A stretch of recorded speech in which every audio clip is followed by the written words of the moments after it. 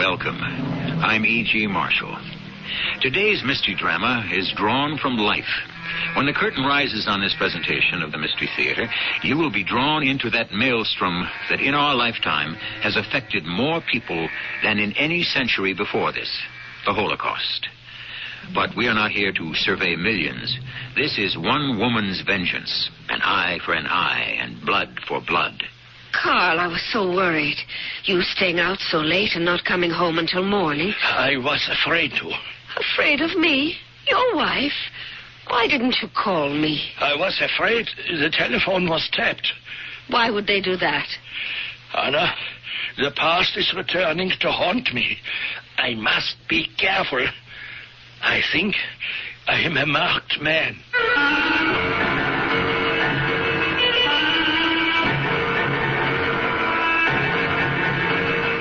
Our mystery drama, The Final Step, was written especially for the Mystery Theater by G. Frederick Lewis and stars Marion Seldes and Roberta Maxwell. I shall return shortly with Act One. Ohio's Junior Miss. Thursday on CBS Television. The first runner-up, winner of an $8,000 It's the 24th annual America's Junior Miss Pageant. Lauren Green will host as 50 high school seniors compete to win the title of America's Junior Miss.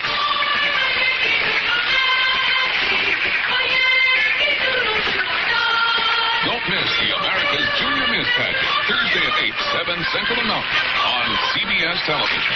Hi, Pat Summerall to suggest that a good place to start pursuing your outside interest is inside True Value hardware stores, where you'll find a wide selection of their own quality West Point bicycles to help you enjoy the great outdoors. Biking is a good way to take in the summer scenery. West Point bicycles come in a wide range of sizes and models so that almost anyone can take advantage of this healthy mode of transportation. And remember, West Point bicycles are sold exclusively by participating True Value hardware stores and home centers. Can't he see the difference between the letters B and D? He won't stop talking for 5 minutes. Why won't she behave at school? He won't sit still. My child tries so hard, why can't he learn? He can't distinguish his right hand from his left. Why can't she remember how to tie her shoes? He's impossible to live with. This is Pat Collins for the Foundation for Children with Learning Disabilities. These frequent complaints of parents can actually be symptoms of a child with learning disability. Problems in language and math, lack of coordination, disorganization, and hyperactivity are just a few indications of this problem. The keys to helping a child with a learning disability are early detection and special teaching. For further information on recognizing learning disabilities and to receive a free copy of Their World, a publication of FCLD, write LD, Box 2929, Grand Central Station, New York, 10163.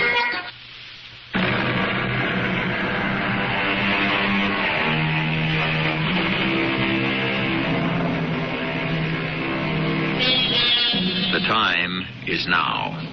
It is late evening. Fog rolls in across the Jersey meadows. On the turnpike, cars venture carefully, making allowances for vision obscured through their windshields. Up ahead, flares announce an accident. Like an overturned bug, sprawled across the highway, a sedan lies on its roof. An ambulance swings away with its passenger. I'm a medic, ma'am. I'm not a policeman. You don't have to explain anything to me.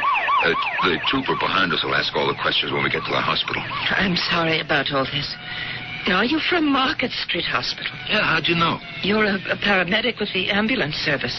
Do I know you? No, I work at General Hospital. I'm a nurse's aide. No kidding.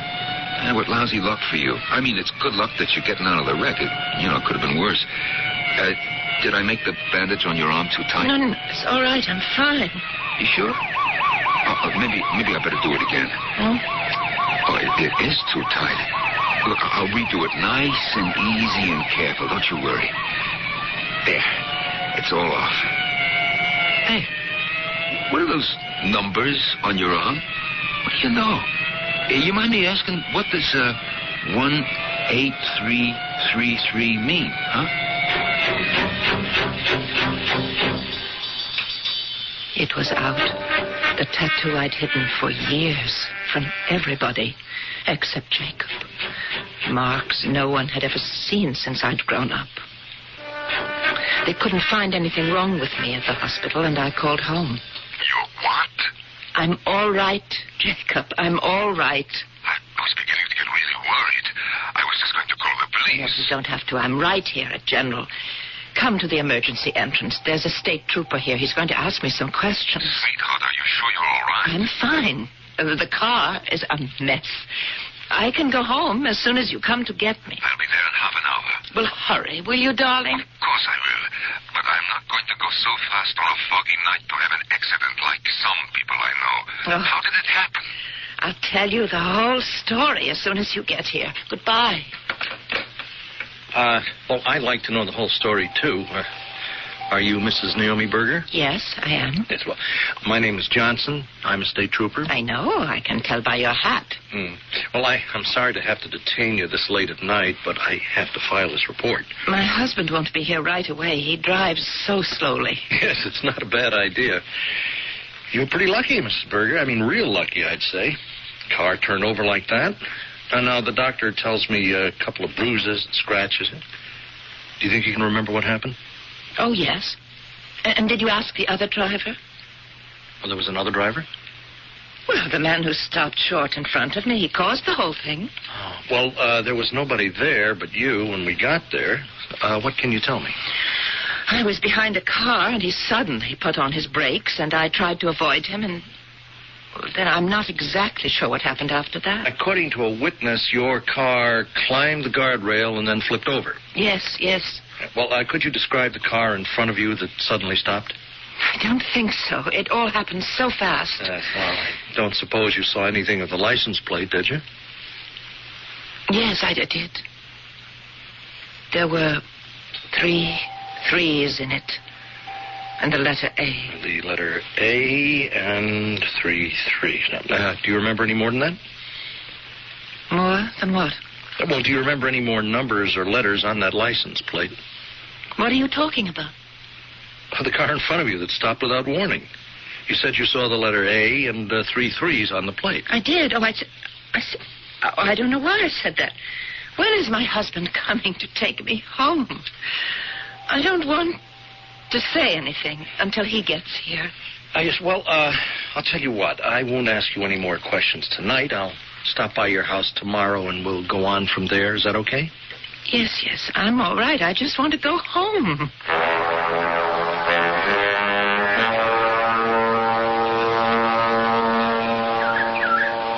Good morning, Naomi. I thought we'd have breakfast in the garden today. Jacob, you're the sweetest husband. Oh, you made breakfast and everything. The least I could do for an injured wife. How do you feel this morning, darling? Oh, let me have some coffee first, then I'll tell you. Help yourself. And the toast before it gets too cold. There was a state trooper who phoned earlier. He was to come to see you. I told him you were still asleep. He's coming over this afternoon. Oh. Darling, what is it? You dropped your cup. I don't know what it is. My hand started to shake. After last night, that is not so strange. Oh. Well, we won't talk about what happened. We'll put it all out of our minds. But I want to talk about it. Are you sure? Yes. Where's the marmalade? It's right in front of you. Oh. Anyway, the troopers said I should tell you they were trying to track down the license plate with the letter A and the 3 3s. When he realized he had not asked you the color of the plate, so they could identify which state it was. I never said anything to him about A and 3 3s. Naomi, could you have said that because, Out of shock, maybe. In the ambulance, this young paramedic saw the A18333 on my arm. Could I have been so confused that I said that about the license plate of the car I almost ran into? I didn't tell you, did I? He was driving that car. Carl Dürer. Naomi, makes sense. How could it have been him? Now, I wish you would put all this behind you. It's making you see things, and what is worse, believe them. Now, give it up, sweetheart. Give it all up. What is past is past. I'll never give up. How can I? How could you have seen the face of a man in a car in front of you at night? Oh, Jacob, you just know it. You remember London? What? It was like that? When you spotted him on Waterloo Bridge and he ran away from you? Tonight he knew I was right there behind him. If he did, and he stopped short on purpose, you might have been killed. The Lord has other plans for me. Don't make it too hard for the Lord to protect you. How many years is it now that you've been following this man? I don't count it in years, Jacob. I count it in lives. My mothers, my fathers, and my sisters. You didn't know them, or you wouldn't dream of saying to me, give up. My darling Naomi, they are gone. Death camps, Nazis, crematoria. It is all part of history. It is over now. Not for me. Ever. But look at it dispassionately. Let us say that Karl Dürer is here in New Jersey. He is. And you have chased him, hunted him down from Auschwitz to Genoa to London to Argentina to New Jersey. Are you denying it was him? Of course it was. So he is here now, somewhere, in some town or city. Where does he live? Under what name? I have found out before. I can do it again. Why is he driving in front of you on the turnpike at night? Or no, it was you behind him? Professor, what point are you making? Naomi, is it not possible it has become an obsession? It is an obsession. I don't deny that. You ask, how did he know? I'll answer. When I came out of the hospital after the night shift, there was a car parked ahead of mine. Karl Dürer walked to that car and unlocked it. He turned for a moment and looked at me. Then he got in it and drove off. So that is how the accident happened. You were chasing him. So he recognized you, you say. But he did not know who you were. Maybe somebody from his past, somebody who could identify him. He knows I've seen him before. If the man in the car is the camp doctor who caused the death of your family... Oh, Jacob, don't be so mealy-mouthed. Caused the death. Killed them. Murdered them. If you want now to bring him to justice, you have to stop putting him on his guard by chasing him.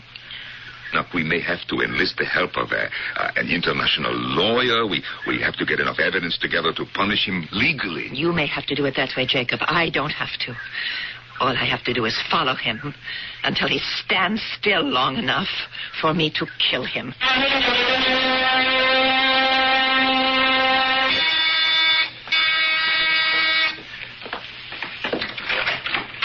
Carl, what did you ring for?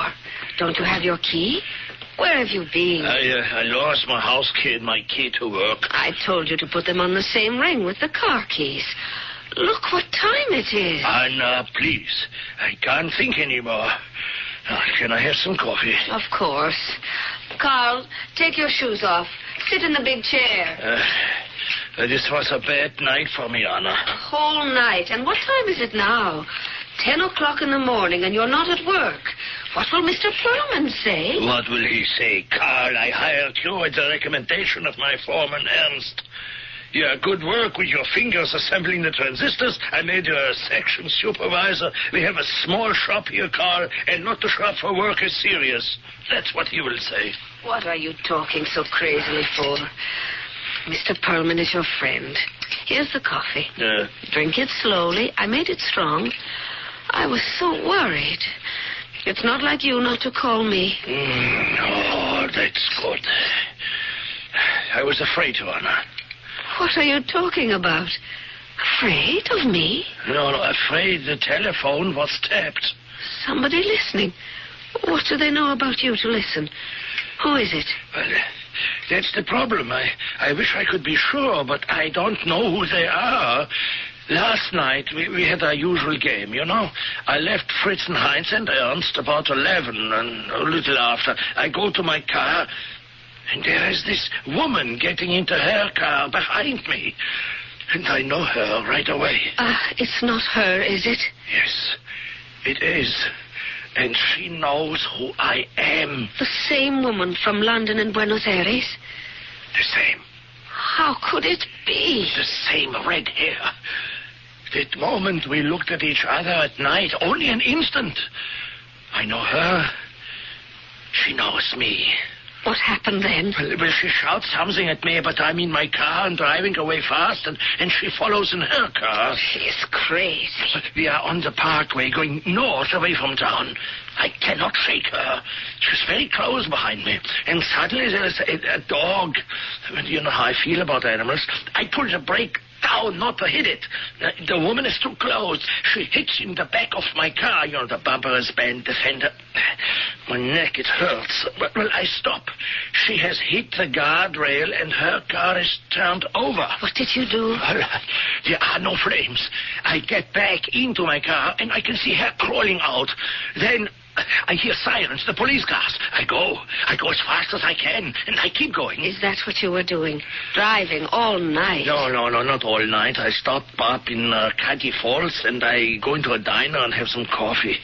The woman in the accident, was she hurt badly? I told you she was crawling away. So she couldn't be hurt too bad. But it was her fault following me so close like that. I can't have good thoughts about her. She could be from the FBI or Interpol. Anna, they are watching. Still, after all these years. I don't know if there are limitations on what they call war crimes. What crime did you commit? You were like a soldier. You followed orders. A highly respected doctor who helped his country in the prison camp. You think so? I thought so. But the Russians and the British and the Americans and the Israelis, they don't think so. I thought when we finally came to America, we could live new lives and the past would be dead, buried forever. I almost forgot. One good thing did happen in all this horror, and I'm proud of myself at least for that. What happened? The dog that ran out in front of the car, I told you. Well, I didn't hit him. Poor little thing out late at night. You see so many dead little animals on the highways run over by thoughtless people. It could make you cry.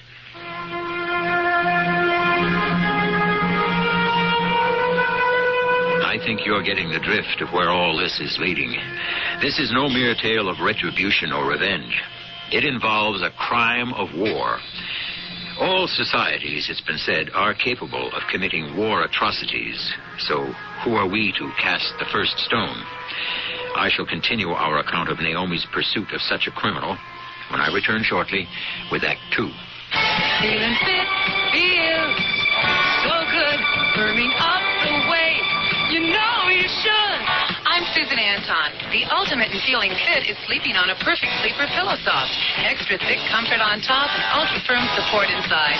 Perfect Sleeper Pillow Soft. Be a perfect sleeper. Buy a Perfect Sleeper. Perfect Sleeper. Skirt up. It's a healthy investment in yourself. The family's all gathered, summertime is here. Volleyball and barbecuing, it's that time of year. Working up the first, just sitting in the shade. Nothing's finer than the taste of good old-fashioned lemonade. Country time, tastes like good old-fashioned lemonade. Made with natural lemon flavor, so it's not too tart, not too sweet. Country Time lemonade flavored drink. Tastes like good old-fashioned lemonade. This is Ken Howard. If you're over 18 and already out of school, I have a personal question for you. Can you read as well as you would like to? I don't mean just traffic signs and sports programs. I'm talking about books, magazines, and newspapers, and the labels on medicine and food packages. If you don't read well enough to understand these, you can get help at your library. Many libraries offer assistance for people who didn't learn to read very well in school. If they don't have the programs themselves, librarians can often recommend a local tutor, self-help books, or even televised instruction that includes other subjects as well as reading. 25 million Americans have trouble reading, and some of them don't even realize it, or they're too embarrassed to ask for help. If you are one of them, don't waste your mind any longer. The libraries in your area are waiting to help you. You just walk right in and ask for books on any subject that interests you, whether it's basketball, basket weaving, or the mystery of the Baskervilles. You name it, the library has it. They've got your number. Now you get theirs and give them a call. A public service message of the American Library Association.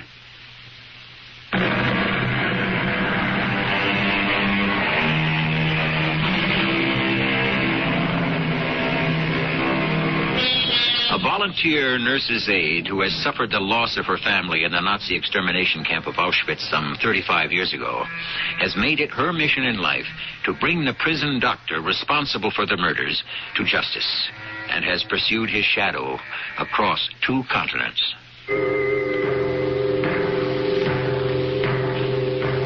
This is the incomprehensible position I find myself in. Me, Karl Dürer, graduate of the Medical Academy at Dresden, honored in Stuttgart and Berlin for outstanding genetic research. I conducted bona fide medical experiments at Auschwitz. They don't believe that. I was never a Nazi. They don't believe that. So for years, I've been on the run. It is unjust.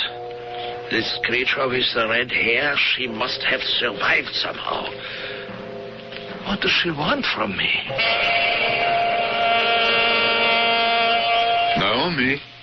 Naomi, there's a man from the police here to see you. She will be right down. I'm sorry I couldn't get here yesterday. You're her husband? I always forget to introduce myself. Jacob Berger. Yeah, well, here, let's see. Oh, you teach classical literature and German history at the junior college, huh? You know a great deal about me. And your wife does volunteer work at General Hospital. In the laboratory, not with the patients. But why such investigation, Mr. Johnson? Well, sir, Mrs. Berger narrowly escaped with her life, so naturally we check every body and everything. Good morning. I forgot your name. Oh, Johnson, Mrs. Berger, state trooper. May I sit down? Yes, and you may take your hat off. Ma'am? Oh, I'm sorry. Now, let's see. You told me the night of the accident you observed the license plate of the car you hit had the letter A and 3 3s. Do you remember the color of the plate by any chance? No, I don't. I see. The color of the car? Blue. Blue sedan. How far in front of you was he? I don't know. It's kind of hard to say how far. 1 car length, 2 car lengths, 3, 4? Huh? I'm not sure. Oh. You were following this car for some distance? I guess so. You say you didn't know the identity of the driver or any occupant of the car you hit? How could I know them? So there's no basis in the fact for presuming you might have been chasing this car. Chasing? Why would I do that?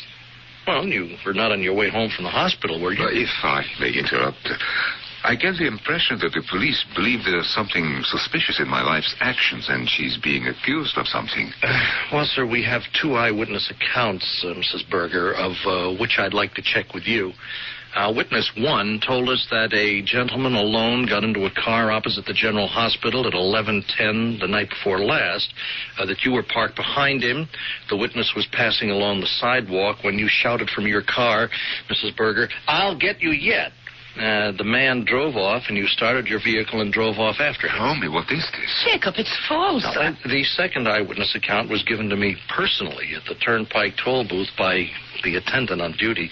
He told me that on the night in question, a woman with red hair followed a blue sedan which had just passed and asked the attendant if that car had taken the service road or continued along the Turnpike. And because this woman had red hair, you are saying it was me? No, ma'am. I'm asking, was it you? I think, Mr. Johnson, before this questioning goes any further, my wife ought to have legal advice. Well, you're entitled. But I'd like you to accompany me now to the police station so that the 2 eyewitnesses could make positive identification. My wife would be happy to comply, but I think in this case also she is entitled to consult legal counsel. I can't deny you that, sir, either. Give us a call tomorrow, will you? Or have your attorney call and we'll arrange for the witnesses. Now, in the meantime, I must warn you, Mrs. Berger, not to leave town. Good day to you. Tomorrow, don't forget. So long, folks. Do we have to get ourselves a lawyer? I don't know. You were very foolish. After all these years to betray yourself like that, shouting threats into the street. It was just too much to see him so close like that. But why didn't you tell me the truth? I did, but I didn't tell you all of it. Jacob, I feel we are at the end of the trail. We've talked about this so often, but he's here now. He must be living in this area and working here. Now we should put the main plan into operation. That plan? You don't have to be part of it, Jacob, if you don't wish to be. We agreed on that. I always said that when the time comes and you can't go the final step, I'll let you out. I'll do it alone. No, we are in this together. Everything. The final step included. When I married you, your mother and father and your sister Lisa became my mother and father and sister. I want Carl Dürer to pay the ultimate price as much as you do. He's had the luck to escape for a long time. I think it is over.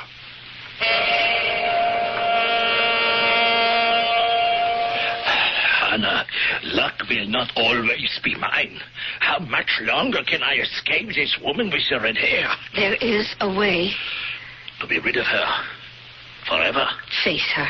Find her. Speak to her. Ask her why for the last 15 years... Is that when we were in London 15 years ago?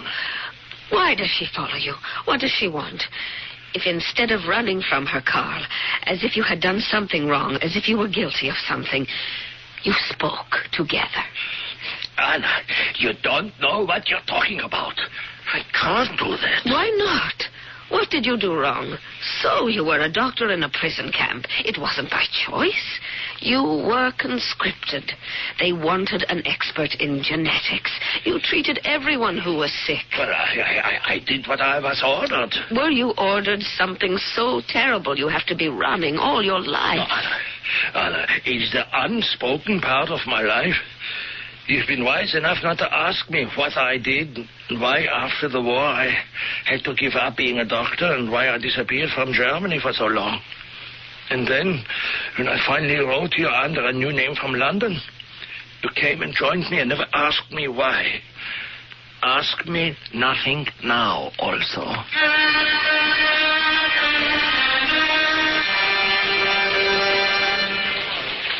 You know what I'm going to tell that state trooper, don't you?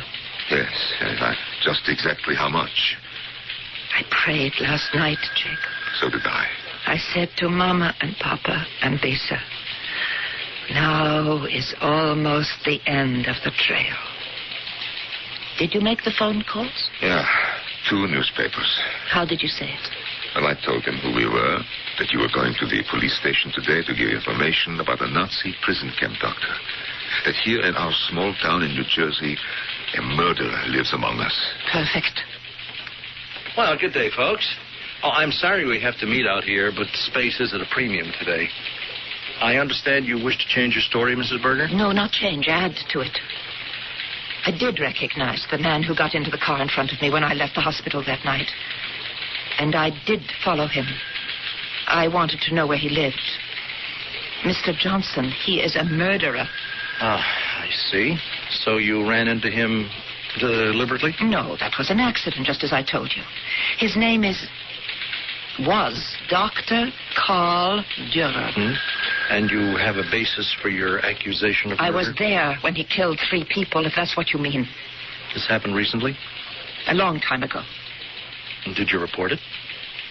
No, I didn't. Well, why not? No, you see, what my wife has not made clear is that this Dr. Dürer performed medical experiments, so-called, in a Nazi prison camp, which resulted in the death of her father and mother and twin sister.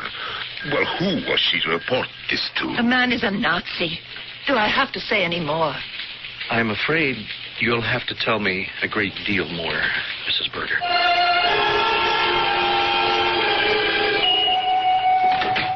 Carl, is that you? Yes, I'm home, Anna. Oh, I'll get the phone. No, don't answer it. Don't answer it, please, Carl. Why not? It's been ringing all day, since you went to work. Why don't you answer the phone? This is too stupid. Carl, please. Hello? Who is this? Who is this? Who are you? It was one of them, wasn't it? Has this been going on all day? Horrible. He called me a Nazi murderer. That's why I stopped answering the phone. Didn't you see the morning paper? No. Here. Look. On the front page. Anna, please, you read it. A murderer in our midst. Mrs. Naomi Berger accuses Karl Dürer of being a Nazi torturer at Auschwitz, the infamous Nazi extermination camp of World War II. The wife of Jacob Berger, professor of German history, made a statement today at police headquarters denouncing... Stop it! All day, people have been calling here. They look us up in the telephone book. What are we going to do? We have to go away. Where can we go, Carl? You must stand up to this woman. See her. Go there. What do you have to fear? It's all lies. Make her believe you. This Mrs. Jacob Berger. And it's no use. The authorities will come, and they won't listen either. Yes, I performed experiments under orders. Of course people die. They would have died anyway. I put them to sleep. Wasn't it a better death than being shot or gassed like others? You could be accused of murdering, like it says. Anna, I have got to go out. I'm going to find that woman. I am going to face her, as you say. Oh, where's the telephone book? Where it always is, next to the telephone. Yes. Yes, here it is. It's like any other name. Now, what is her husband's name? Jacob. Yes, Jacob. Yes, Jacob Berger. Who are you calling? Mrs. Jacob Berger. I am going to tell her that Dr. Karl Dürer is on his way over to pay her a house call. Don't go over there, Karl, yet. Oh, Mrs. Berger? This is Karl Dürer. No, Karl, no. Just a moment, please. Anna, please. If you are determined to see her, don't warn her when you're coming. Suppose she has some police with her when you get there. Do as I say, Karl. Hang up. You're right. For a change. I will be the hunter, and she the hunted. Let her wonder what I am going to do next.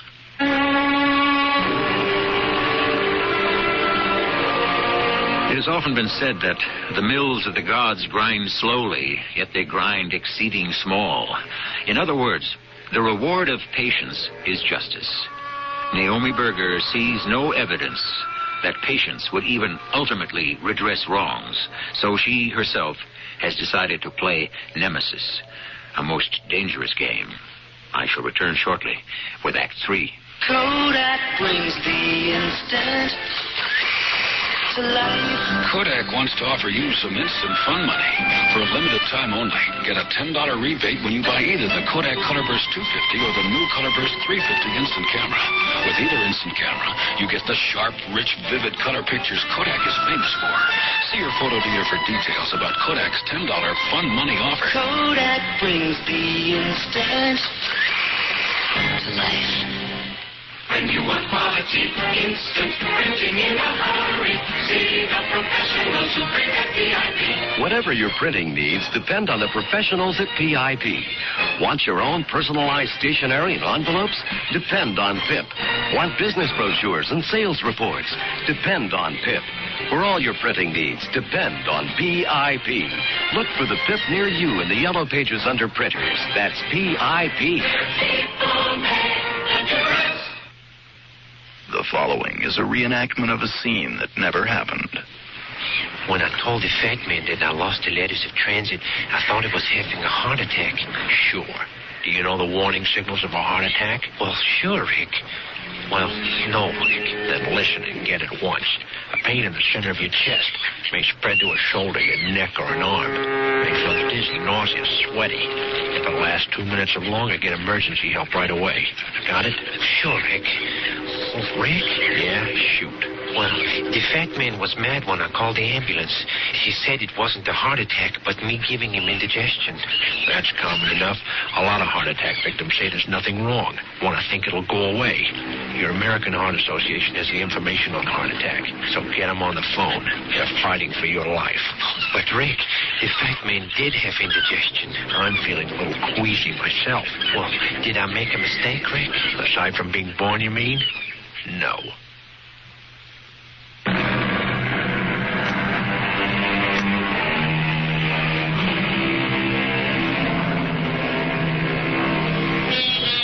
When you consider a woman who has waited 30 years to confront the very doctor who assisted the infamous Dr. Mengele by the injection of phenolic acid, benzene, or air, which killed in seconds, when you consider she watched her mother, father, and sister die that way, the way of human guinea pigs, when you consider all that, perhaps you can understand Naomi's feelings at this moment.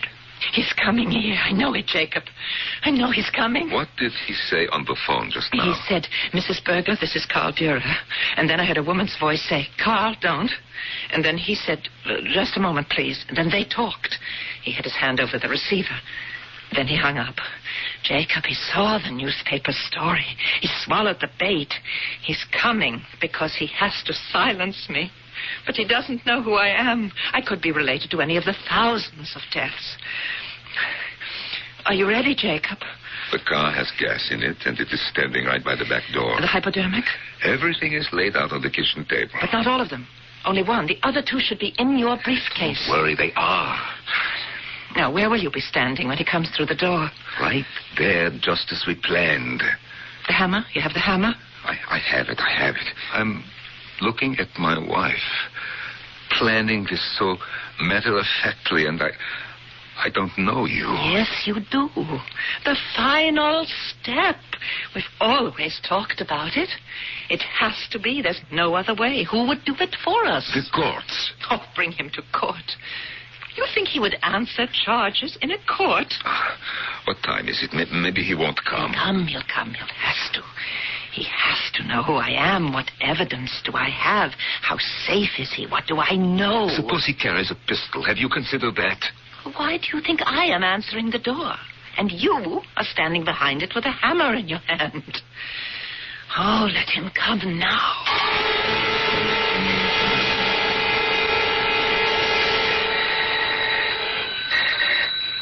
That's him. The ring of authority. Are you going to answer it? Open the door before he goes away. You have the hammer. I told you that I have it, you see? All right. But wait. What for? If he has got a gun, warn me. I'm coming. Mrs. Berger? Yes? Is your husband home? I'm afraid not. I am Carl Dürer. I think you wish to talk to me. May I come in? I have been waiting for you to call on me. Please come in. Go right ahead. Into the living room. Oh, did I kill him? No, he's still breathing. You did fine. Help me move him so I can close the door. All right, then we'll drag him into the kitchen. About the injections, will you do it or should I? I'll show you how to do it, Jacob. Don't worry.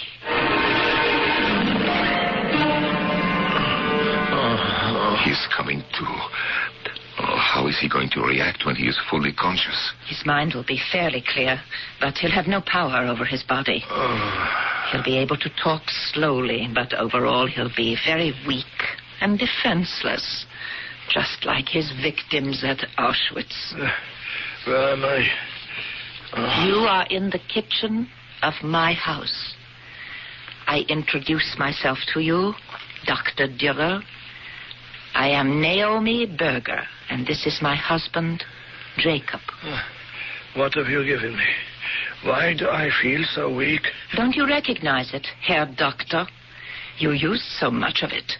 It is the same drug you gave my mother and father and sister many years ago to quiet them, so that when you were quite ready to administer... You are mistaking me for someone else. I thought as a genetic scientist you would like to experience this sensation firsthand. I can't move. Well, perhaps it is not entirely the drug. Perhaps you are paralyzed with fear. 3 doses tonight. 1 for my mother, 1 for my father, and 1 for my sister, Lisa. Why do you accuse me of these things? Because I was there. I was in that hospital. The 4 of us. I saw with my own eyes. I saw your Dr. Mengele say to you, Carl, take care of these biologically inferior specimens. So it was time for the second treatment, and you injected the specimens. Mother, father, and Lisa. No, you're wrong. I was not a cab doctor at Auschwitz. But then it was time for lunch, and you said to me, little girl, wait there, so your father and sister will see you when they wake up. And then you went to lunch. That was not me. You are mistaken. It was someone else. Only I knew they would never wake up, and for some reason I wasn't weak. I was strong, and I ran away, and I hid. Naomi, is it time for the next injection? No, not yet. Redhead. You are the redhead. Can you remember now, Herr Dürer? 15 years ago, 20. I never forgot you, Herr Dürer. Everything is fine, Jacob, all in order. I'll help you carry the doctor to the car.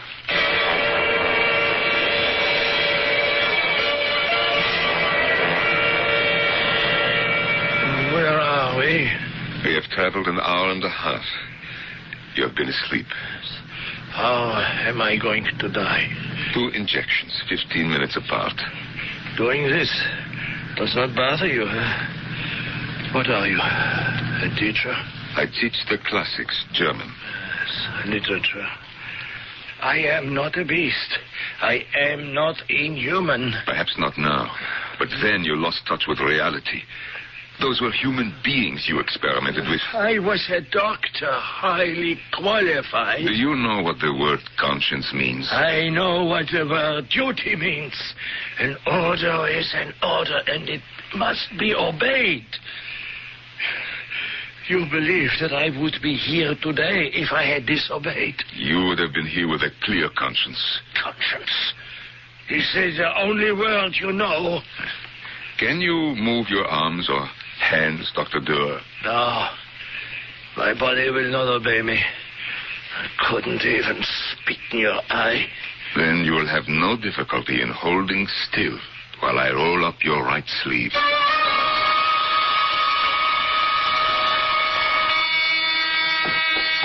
Oh, Carl, I've been so worried. Mrs. Dürer? Yeah, yes? I'm State Trooper Johnson. Now, these keys were found on the turnpike a few days ago. I traced one to the Acme Transistor Corporation, where I believe Mr. Dürer works. Now, I spoke to a Mr. Perlman. My husband's boss, yes. May I come in? Excuse me. I was expecting my husband. Well, Mr. Perlman identified one of the keys as from a locker of your husband's. The other one is our front door key. Carl lost them. Well, may I ask, is your husband in good health? Is something wrong? Well, he wasn't at work, and Mr. Perlman said he's been absent a lot lately. You sound like a sympathetic man, and I'm going to tell you something. Last night, Carl was very upset. Because his name was in the newspaper? Yes. He said he had to talk to that woman who said he was a Nazi, and he went out to talk to her, and he hasn't come back home yet. It is all over. I hid the body in a cave by the reservoir. Did anyone see you? No. I pulled the car off the turnpike. When I walked back to it, I did not turn the lights on until I was on the road coming home. No one saw me. So, it's done. The final step. I do not share your feeling of relief. The hypodermics are in the briefcase. What did he say in the end? Did he confess? Did he weep and grovel like so many of them did? He just went to sleep. Now, I'll take these hypodermics and wash them out. I know it's late, Jacob. Would you like something to eat? I do not think I could ever get food past my lips. You can pour me a whiskey. I'll be back in a moment. Oh, hello? Mrs. Berger? Yes, this is she. This is Trooper Johnson. I know it's very late, but something important has just developed, and I have to talk to you, ma'am. Well, come on over. We're still up. I'll leave the light on outside. Oh, good. I'll be there in 5 minutes. All right. Jacob, come here quickly. What is it? Who is that on the telephone? Our friend Johnson, that state trooper. He's going to be here in 5 minutes. Oh, my Lord. Now, put the briefcase in the upstairs closet with my nurse's aide uniform. Are the instruments clean? Yes. Oh, how could they have found him so quickly? Now, remember, you were here all evening. Put your slippers on. Go sit on the sofa. Open a book. Mr. and Mrs. Berger, I am going to dispense with the apologies for the lateness of the hour. Now, I've been to see the wife of Carl Durr. He left home to come here, Mrs. Berger. Now, did you see him? No, I can't say I did. At no time today has Carl Durr been to see either of you? But Jacob and I have been here alone all evening. I see.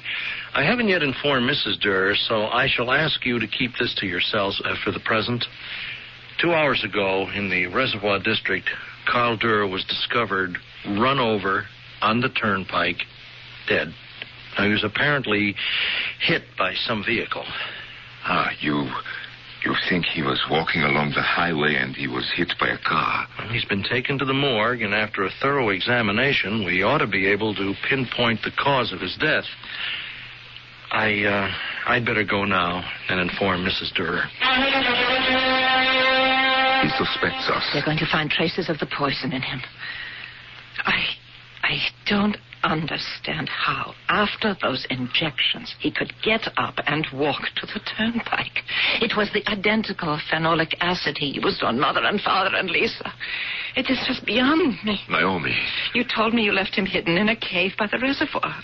But that's over a mile from the main road. Jacob, what happened? Naomi, I could not do it. I did not inject anything lethal at all. I started to roll up his sleeve. I took out the hypo and he passed out. Fear, shock, or what remained from the original tranquilizer, I do not know. I pulled him out of the car. I propped him against a tree, and I drove off. I knew he would wake up sometime. I'm sorry, Naomi. You didn't do it. I couldn't. I could not take that final step. Oh, my dear Jacob. How could I have asked it of you? He must have come to and started to walk home, and somebody else.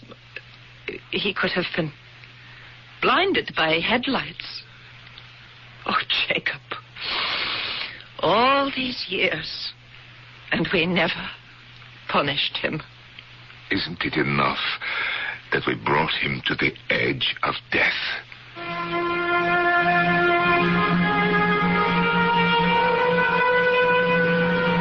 We who live by principles to maintain a peaceful society cannot bring ourselves to fight fire with fire, death with death, as did Naomi in her pursuit of a 30-year-old murder.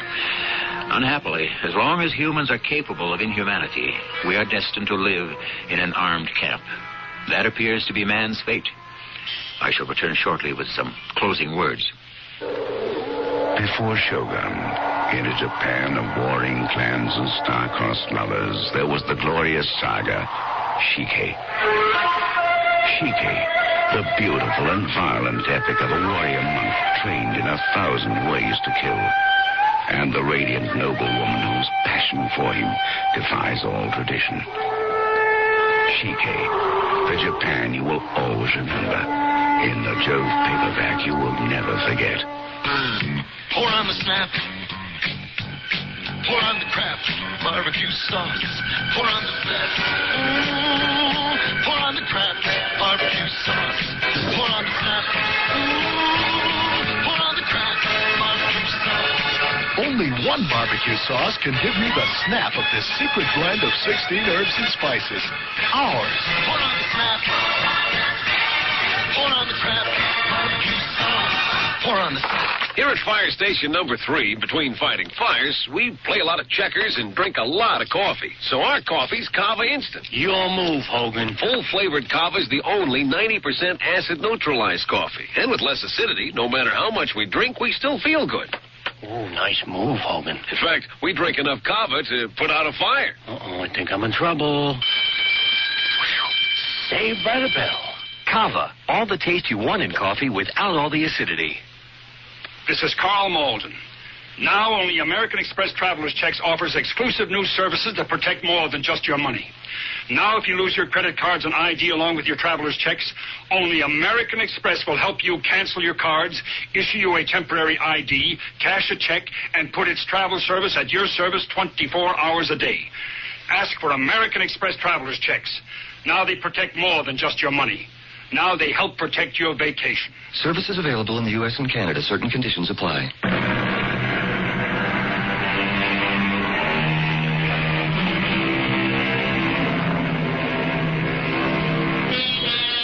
None have defined man's nature better than Rudyard Kipling. He observed the struggle between the law-abiding and the lawless and translated it into the law of the jungle. Now, this is the law of the jungle, he wrote, as old and as true as the sky. And the wolf that shall keep it may prosper, but the wolf that shall break it must die. Our cast included Marion Seldes, Roberta Maxwell, Norman Rose, and Earl Hammond. The entire production was under the direction of Hyman Brown. This is E.G. Marshall, inviting you to return to our Mystery Theater for another adventure in the macabre. Until next time, pleasant dreams.